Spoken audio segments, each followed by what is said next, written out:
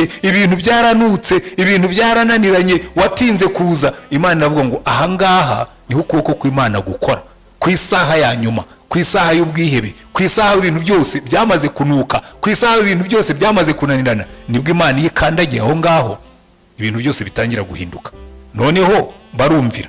Mwene data, wenda nawe uyu munsi umeze nka Lazaro ari mu gituro.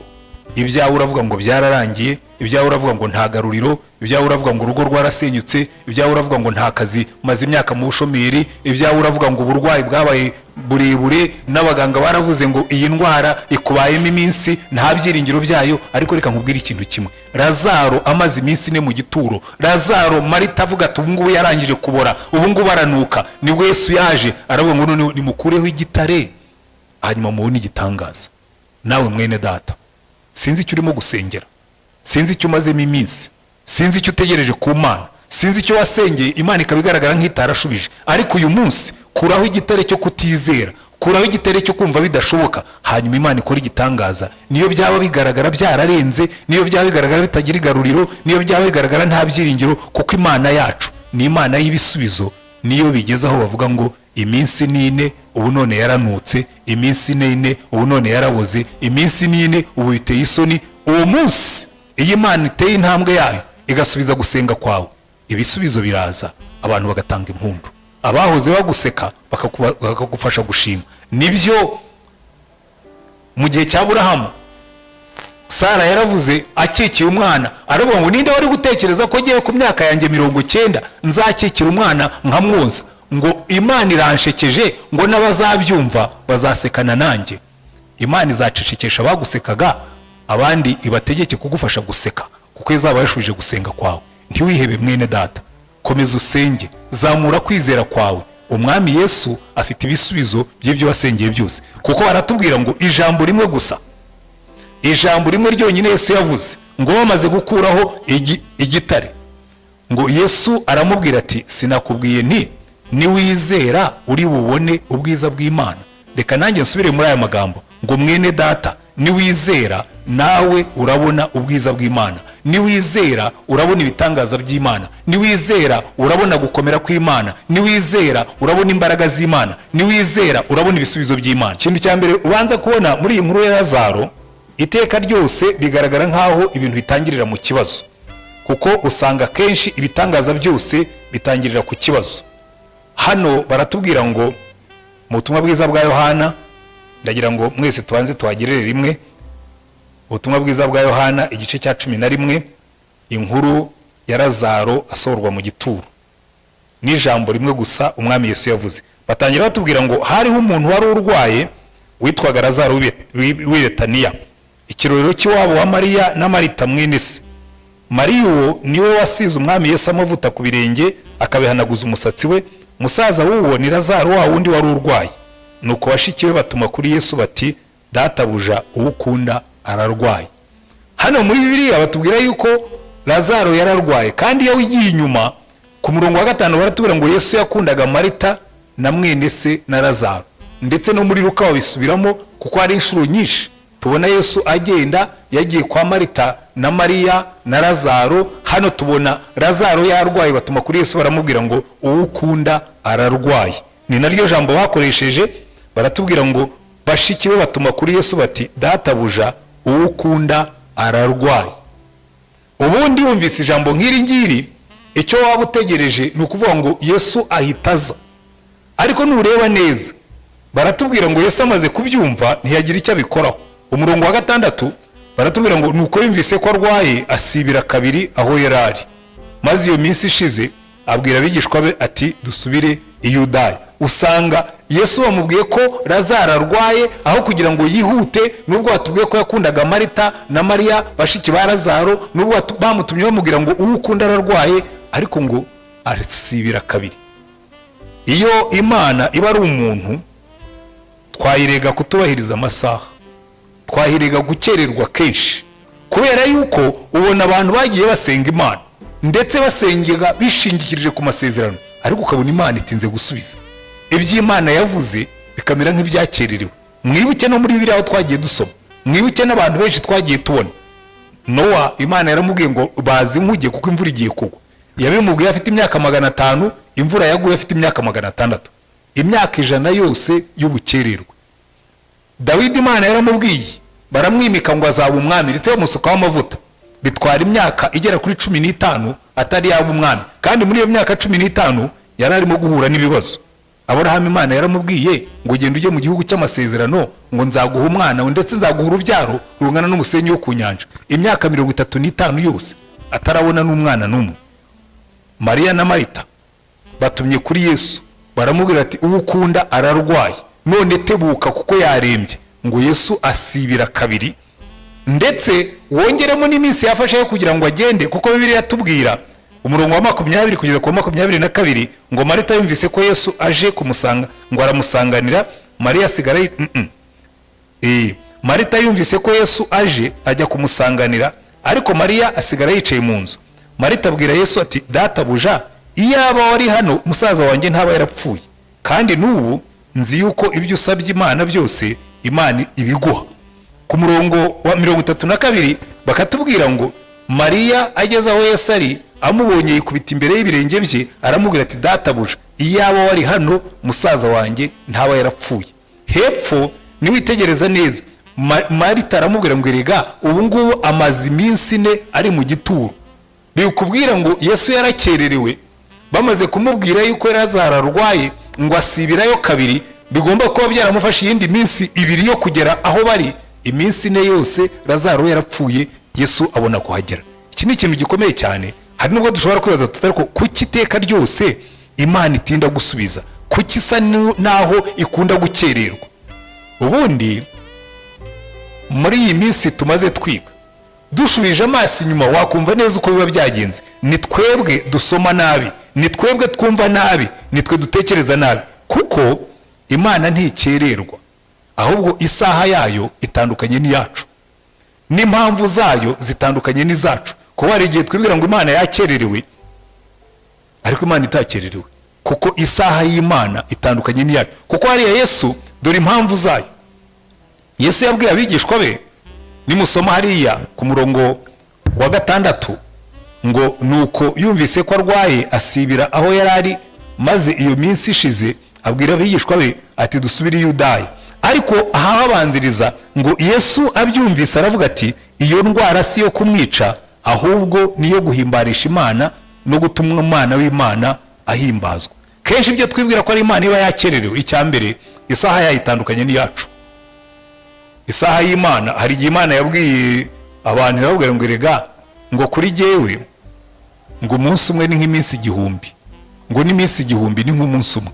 Urumva niba umunsi umwe wawe Imana yawugize iminsi 1000, imyaka 1000, ushobora kwicara ukavuga ngo Imana yakererewe. Erega na Yesu asubira mu ijuru yabwiye abigishwa be ngo dore ndaza vuba, ngo munyitegure ndaza vuba. None amaze imyaka 2000 atari yaza. Ariko wamubaza akamubwira ati ariko Yesu ko wakererewe, ko watubwiye kuza vuba, ukaba umaze imyaka 2000 utari waza, byagenze bite? Akakubwira ati imyaka 2000, ati si iminsi 2 gusa, ati koko kuri jyewe imyaka 1000 ni nk'umunsi umwe, ati umaze iminsi 2 gusa ngiye, none murarambiwe. Muhanze murangize ibyo nabategetse, hanyuma nanjye nzaza. Kuko ku Mwami Imana isaha yayo itandukanye n'isaha yacu. Ariko ikindi gikomeye cyane, uko tubona ibibazo byacu ntabwo ariko Imana ibibona.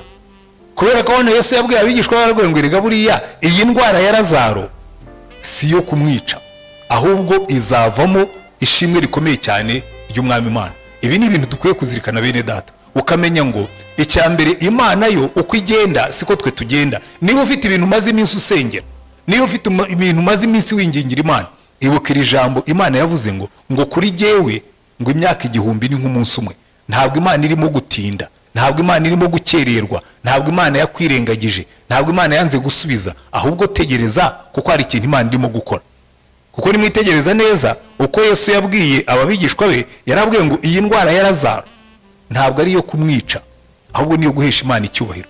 Ntabwo ari yo kumwica, niyo kugira ngo umwana w'Imana agaragare yuko afite ubutware ku bintu byose. Noneho iki ngiki ni igisobanuro twagombye gufata tukagitekerezaho neza. Wabona ibintu birimo gutinda ukibaza ngo ariko kwibi bintu byanjye birimo gutinda ni iki Imana irimo gukora, kwibi bintu byanjye birimo gutinda ni iki Imana irimo kuntegurira, kwibi bintu byanjye birimo gutinda ni iki Imana irimo kuvuga. cyangwa n'icyo Imana izavuga bikayihesha icyubahiro. Kuko niwitegereza neza iteka ryose iyo Imana igaragara nk'iyatinze iba ifite ikirimo gukora, iyo igaragara nk'iyatinze iba ifite ikirimo gutegura. Muribuka umwami Dawidi inshuro nyinshi abo bagendanaga baramubwira ati dore Sawuli ngo Imana iramukuzaniye, reka tumwice wime ingoma. Akababwira ngo jyewe sinshobora kuramburira ikiganza ku Uwiteka yimikishije amavuta, wenda azajya mu ntambara agweyo, ariko ku isaha Imana yagennye nzaba umwami w'iki gihugu. Kandi niko byagenze, ku isaha Imana yagennye Sawuli yaguye mu ntambara, Dawidi atamuramburiyeho ibiganza, hanyuma Imana iramuhagurutsa imwimika ku ngoma ya Isirayeli kandi ayitegeka imyaka Imana yagennye. Reka mwene data, niba ubona Imana irimo kugutindira ntuhutireho, ntiwihute, ntiwishakire igisubizo, kuko abantu benshi hari ubwo batekereza gutyo bakishakira ibisubizo. Ndibuka kera nkiri umusore mfite imyaka 30, nicaye munsi y'igiti ahantu ndasenga, mbwira Imana ngo mva Mana, maze imyaka nkusenga, ubu buseri batera ndaburambiwe, kandi nukomeza gukererwa amaherezo uzambona nishubije. Kubera igihe utekereza ukavuga ati amaherezo Imana niyanga nzigeragereza, hanyuma Imana irabireba iravuga ati uyu muntu ubundi ni umukozi wanjye, nintindaho gatoya ashobora kwisubiza, ingirira neza uwo mwaka iransubiza, wenda nawe mwene data utegereza Imana izagusubiza uyu mwaka cyangwa ukurikiyeho, ariko ntuzisubize kuko uzaba wihemukiye. Imana rero irakubwira ngo ihangane, ibyawe ndabizi, ihangane, ibyawe ndimo ndabitegura, ihangane, ndi mu nzira. Kuko muri iyo minsi umwami Yesu yaratambutse araza, baratubwira ngo Mariya na Marita ngo bumvise yuko aje, ikintu Marita yamusanganije, nta nubwo Mariya we yagiyeyo, Marita yagiyeyo wenyine, ikintu yamusanganije aramubwira ngo mwami, ngo iyo uba hano musaza wacu ntaba yapfuye, mu yandi magambo wadutengushye, mu yandi magambo twarakubwiye ntiwaza, mu yandi magambo twaragutegereje ntiwasubiza, mu yandi magambo twarasenze ntiwumva. Abantu benshi naho ngaho bari ku gituro cya Lazaro wabo, warasenze Imana ntiyasubiza, warahamagaye Imana ntiyitaba. Ariko mwene data wibukira ijambo ngo ibintu byose bifataniriza hamwe kutuzanira ibyiza, kubera yuko ibyo ngibyo urimo kunyuramo, ibyo ngibyo burimo kukugora, ibyo ngibyo birimo kukunaniza, niho Imana izakuvanira ubuhamya, kuko niko Imana ikora. Ntabwo uzabona ibisubizo by'Imana utabanje gusenga. Kuko hano Yesu yabwiye uyu mukobwa, Marita aramubwira ati riga niwizera Imana. Yabanje no kubibwira abigishwa be ku murongo wa 4, arababwira ngo Yesu abyumvise aravuga ati iyo ndwara si yo kumwica, ahubwo niyo guhimbarisha Imana. Ariko hepfo yaho ku murongo wa 15 nabwo arongera bisubiramo, aravuga ngo nanjye nezerewe ku bwanyu kuko ntari impari, kugira ngo noneho mwizere, nimuze tujya aho ari. Akenshi ibi bisubizo iyo bitinze, Imana iravuga ngo reka mbanze uyu muntu ndebe kwizera kwe, kuko nabona igisubizo azamenya ko afite Imana. Erega bigenda, ntabwo uzahembwa utarakoze umurimo, ntabwo uzabona amanota utakoze ikizamini, ntabwo uzabona umudari utagiye mu marushanwa, ntabwo uzabona igikombe utagiye muri shampiyona, ntabwo uzabona ubuhamya utanyuze mu bibazo. Iteka ryose Imana irareka mu bibazo byacu ikatuvaniramo ubuhamya bw'imbaraga nyinshi. Mu Cyongereza baravuga ngo breakdown comes before the breakthrough, ngo ibintu birabanza bigakwama mbere yuko ubona ibisubizo.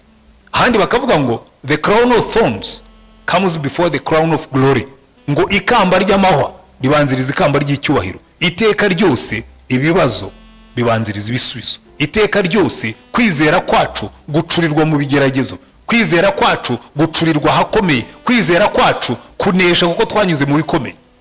Njya mbwira abantu ngo iyo ugendanye n'Imana imyaka myinshi, nge natangiye kugendana n'Imana afite imyaka 25, sinarondora umubare w'ibibazo Imana yanyujijemo, sinarondora umubare w'ibikombe nanyuzemo, sinarondora umubare w'imisozi nazamutse, ariko ku myaka ngejejeho uno munsi njya mbwira abantu ngo ikibazo kizangora sinshobore kukihanganira, ntabwo kizaba ari made in Rwanda, kizaba kitarakorewe ino, kizaba cyarakorewe ahandi, kandi nacyo ni kiza ari gishya. Nzi uko umuntu akigenza, utumbira Imana ukayitegereza ikagendana nawe muri icyo kibazo, kuko nkuko twigeze kubibona Imana yishimira kuza ikadusanga mu kibazo, noneho ikagaragaza ubutware bwayo, natwe tukabona amashimwe. Kuko na Yesu niko yabwiye aba bakobwa ku murongo wa 39, Marita araje, Mariya araje, bose bararirimba indirimbo imwe ngo iyo warabaye hano, iyo waratwumviye, iyo waradusubije igihe twasengaga, iyo uba waratabaye igihe twagutabazaga, iyo uba warumvise igihe twavuzaga induru. Yesu akavuga ngo ya si uko biri bugende. Ku murongo wa 39 Yesu amaze kuza arababwira ngo erega igisubizo cyanyu kirahari. Yesu arababwira ati nimukureho igitare. Marita mushiki wapfuye aramubwira ati databuja none aranuka kuko amaze iminsi 4. Aha rero niho ibitangaza by'Imana bigaragarira. Iyo ibintu byose byamaze gupfa, iyo ibintu byose byamaze kujya kure, iyo ibintu byose byamaze kuzana kwiheba, iyo ibintu byose byamaze gukomera, niho avuga ngo erega nimukureho igitare mubone igitangaza cy'Imana. Ariko Marita aramubwira tumva ntabwo dushobora gukuraho igitare kuko ibintu byarapfuye, ibintu byaranutse, ibintu byarananiranye, watinze kuza. Imana iravuga ngo aha ngaha niho ukuboko kw'Imana gukora, ku isaha ya nyuma, ku isaha y'ubwihebe, ku isaha ibintu byose byamaze kunuka, ku isaha ibintu byose byamaze kunanirana, nibwo Imana yikandagiye aho ngaho ibintu byose bitangira guhinduka. Noneho barumvira. Mwene data, wenda nawe uyu munsi umeze nka Lazaro ari mu gituro.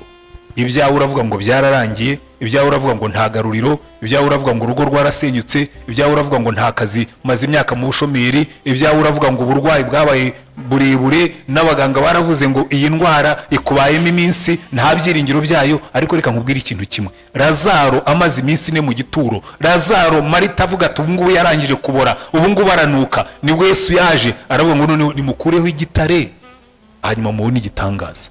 Nawe mwene data, sinzi icyo urimo gusengera, sinzi icyo umazemo iminsi, sinzi icyo utegereje ku Mana, sinzi icyo wasengeye Imana ikabigaragara nk'itarashubije. Ariko uyu munsi kuraho igitare cyo kutizera, kuraho igitare cyo kumva bidashoboka, hanyuma Imana ikora igitangaza. Niyo byaba bigaragara byararenze, niyo byaba bigaragara bitagira igaruriro, niyo byaba bigaragara nta byiringiro, kuko Imana yacu ni Imana y'ibisubizo.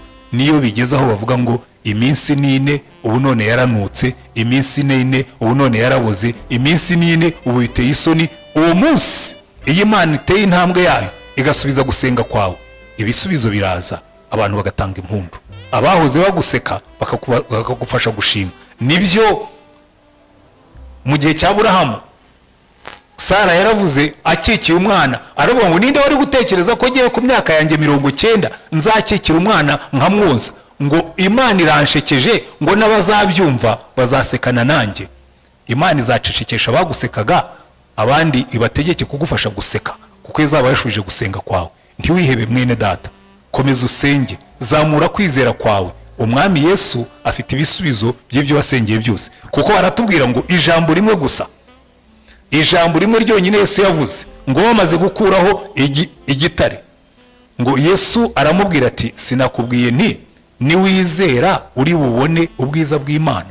Reka nanjye nsubire muri aya magambo ngo mwene data, niwizera nawe urabona ubwiza bw'Imana, niwizera urabona ibitangaza by'Imana, niwizera urabona gukomera kw'Imana, niwizera urabona imbaraga z'Imana, niwizera urabona ibisubizo by'Imana. Noneho ngo Yesu ngo amaze kuvuga ibyo, ngo nuko bakuraho igitare. Barizeye bakuyeho igitare, kuko iyi ntambwe utera ugakora icyo Imana yakubwiye nihindura byose. Muribuka abantu bo mu bukwe bw'Ikana y'i Galilaya twigeze kubona, Yesu yarababwiye ngo nimugende mudaha amazi, ngo muyuzuze biziriya ntango, ngo amazi barayavoma bayuzuza intango. Arangije arababwira ngo nimudaha amazi muyashyire umusango mukuru, ngo badaha amazi bayashyira umusango mukuru. Asogongeyeho nibwo yahindutse divayi, kuko kwizera kwabo niko kwahinduye ibintu. Na hano Yesu yabwiye abangaba arababwira ngo nimugende muvaneho kiriya gitare, ibisigaye mubimparire. Ngo bamaze kuvanaho igitare, ngo Yesu aravuga ati data ndagushimiye kuko unyumvise, ubwanjye narinzi yuko unyumva iteka, ariko mbivugiye kubwo abantu bangose ngo bizere yuko ari wowe wantumye. Amaze kuvuga ibyo arangurura ijwi rirenga ati Lazaro sohoka.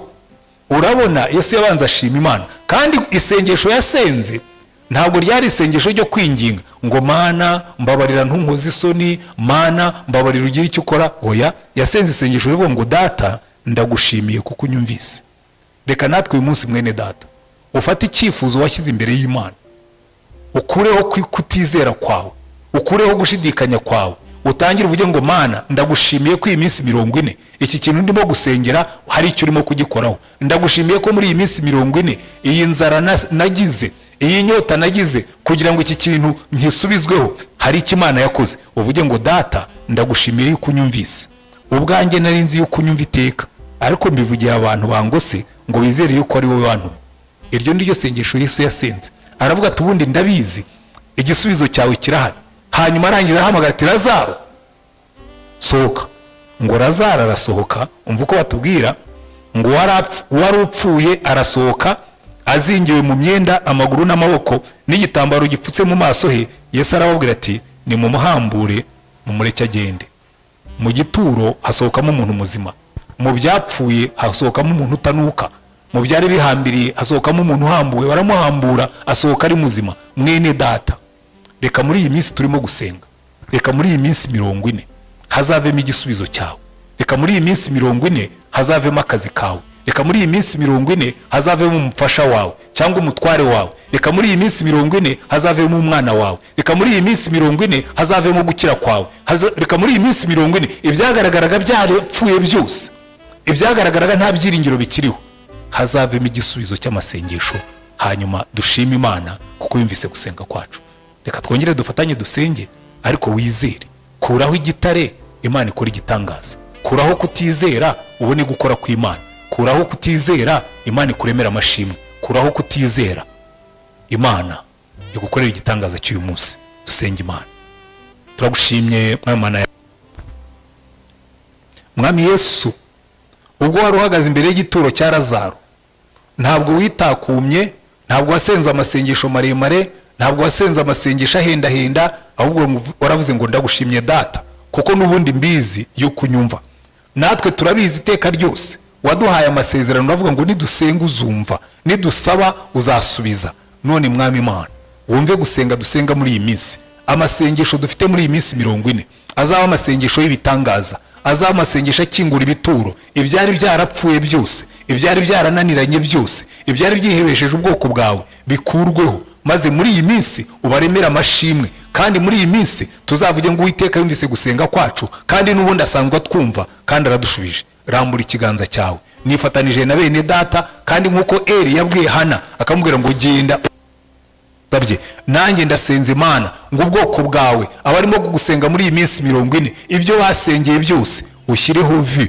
nanjye ndavuze ngo bahe ibyo bagusabye, kandi nanjye nizeye yuko ugiye gusubiza abarwayi bagakira. nizeye ko ugiye gusubiza abasengera abana bakababona. nizeye ko ugiye gusubiza abasengera abafasha bakababona, abasengera abatware bakababona, abasengera ko ingo zitungana zikaboneka, abasengera ibintu byose barimo gusengera muri iyi minsi.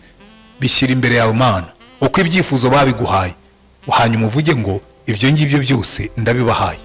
turagusenze, turagushimiye, turagutegereje kandi turakwizeye kuko tuzi ko ugiye gukora ibitangaza. izina ryawe rigashyirwa hejuru, ubwoko bwawe bukanezerwa, kuko byose ni mu izina ryawe tubisabye Umwami wacu Yesu Kristo. amen.